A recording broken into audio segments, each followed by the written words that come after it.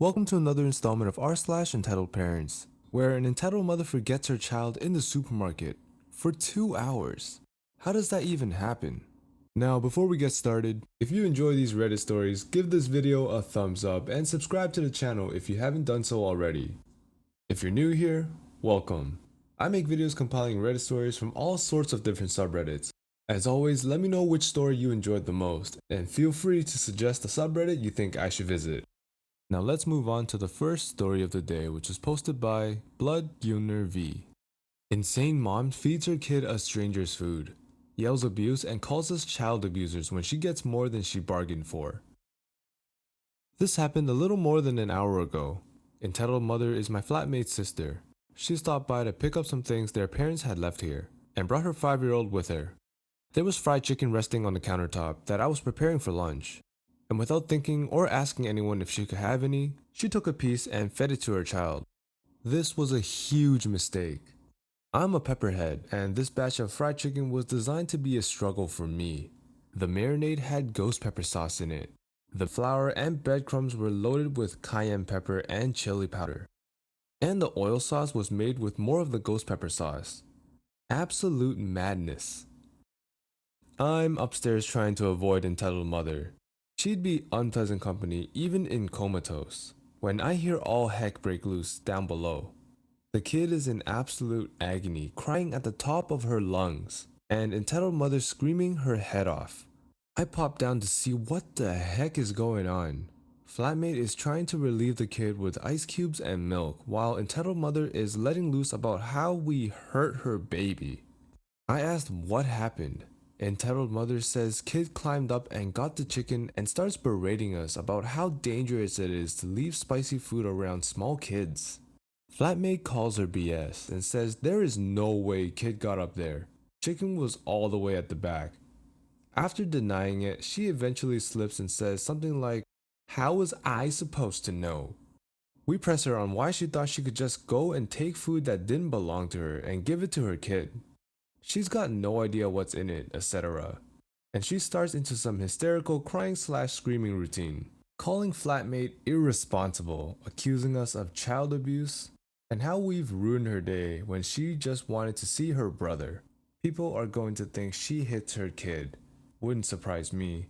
She was doing us a favor picking up the stuff her parents left. She wasn't, it was her old stuff.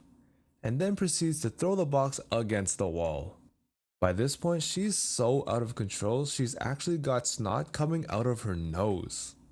She takes the ice and milk off kid, who is still in complete agony, and storms off to the car, dragging the poor kid along with her. Was an interesting afternoon. 5 out of 7 chicken though. What the hell kind of mother doesn't try the food before she gives it to her child? Why would you eat some food that's not even yours? Hasn't she ever seen a Disney film? Or an episode of Looney Tunes? Every time someone tries to steal the pie that's resting in the window, they get beat for it. You would have thought she learned this as a child. I feel bad for the kid because she was definitely in pain for at least a couple of hours. But at least she learned a lesson about not eating other people's food without asking for permission or asking what's in it. Our next story was posted by Yup, It's No One. Entitled parent tries to coach our daughter on how to treat retail staff rudely. So, this is a story about my own mother. Yup, she's the entitled parent. I'm a young lady with a rather large chest. I'm an E cup in my country and I think a double D in the US. Because of that, if I'm leaving the house, bras are mandatory. About 2 years ago, when I was 19, I bought the most comfortable bra I had ever bought before.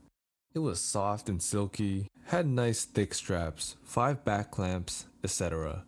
This is definitely not the voice you want to hear describing a bra.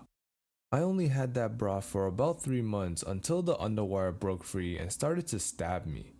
It happened at university, and when I got home that afternoon, I told my mother about it. I like to think I take good care of my bras, as I usually only get rid of them because I outgrew them or the straps became too loose beyond adjustment, but not because they break. The bra was $60 and only 3 months old, so maybe it was just defective.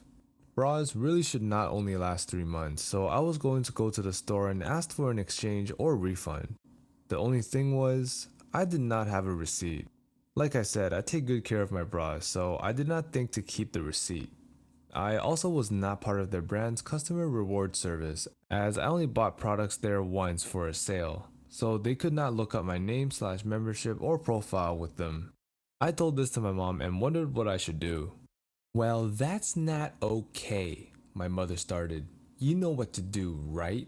Let them know that it is illegal for them to sell faulty products.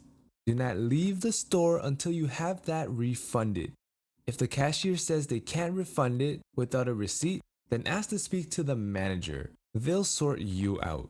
My mother never worked retail herself, but I, at this point in time, had been for about 4 to 5 years. I know the annoyance of the phrase, "Can I speak to your manager?"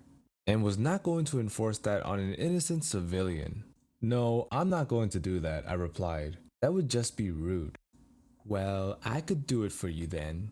I'll just say my daughter bought a defective bra, which is illegal to sell, and we demand a refund because according to the law..." No, we're not doing that either. This is not the cashier's fault that one bra happened to be defective, so I'm not going to treat them as if it is. I'll just go in, explain my situation, and ask what their policy is about refunds without a receipt. You know what? Ladies and gentlemen, this is exactly what I did. I walked in, found the cashier, and explained that my $60 bra broke in 3 months, and I did not have the receipt in the friendliest and kindest way possible, because I know how much working in retail sucks. The lady said she did need some proof of purchase and asked what day I bought it on. She was so kind and lovely as well. I pulled out my phone, opened my banking app, looked at the transaction 3 months ago, and found the date of the exact $60 purchase. I gave her the date, she typed it into her computer, and found the transaction on that date for $60, in the exact bra, color, and size as mine. She printed that off, scanned it, and refunded the original purchase, all while a different attendant found the same bra in my size off the shelf, and brought all 3 color options to me in case I wanted the replacement in a different color. I chose the original color, thanked both ladies for their amazing help, and walked out of the store with my new and non-defective bra. See, Mom? You can have a social interaction without belittling retail staff, acting like a know-it-all, and God forbid, demand to speak to the manager. Just be kind. I've said it before and I'll say it again. I think everyone should work retail at least once in their life. That would be step 1 towards world peace. Our last story was posted by Crystal007635. Entitled mother freaks out. The police were called after she forgot her kid in the supermarket for 2 hours. TLDR in the title. Cast. Me, 17-year-old female, 16 at the time. BF. My boyfriend, 18-year-old male, 17 at the time. Annie. Entitled mother's daughter, 4-year-old female, 3 at the time. M. Man at the help desk. ND. Nice dad. EM. The reason why you're here. Entitled mother. P1 and P2. Policeman 1 and 2. Important note. I live in a fairly small town, so many people know each other. This happened last year, mid-June. We were on a break from school and BF and I decided to get some snacks for a movie date. As one does, we go to the supermarket and start grabbing our stuff. We were debating which cider, I'm a lightweight, I should grab when I see Annie enter the aisle. She looked scared and was crying a little bit. As anyone with a little bit of a heart would do, we leave the cider for now and go to see what's the matter. "Hey there, are you okay? What's wrong?" Annie looked up at me. Mama. Mommy in French. "Oh, have you lost your mom?" She sniffles and nodded. "Well, we're going to help you find her. Is that okay with you? I'm me and this is BF. What's your name?" "Annie." I took her by the hand and walked up to the front desk while BF paid for the groceries. We didn't get cider.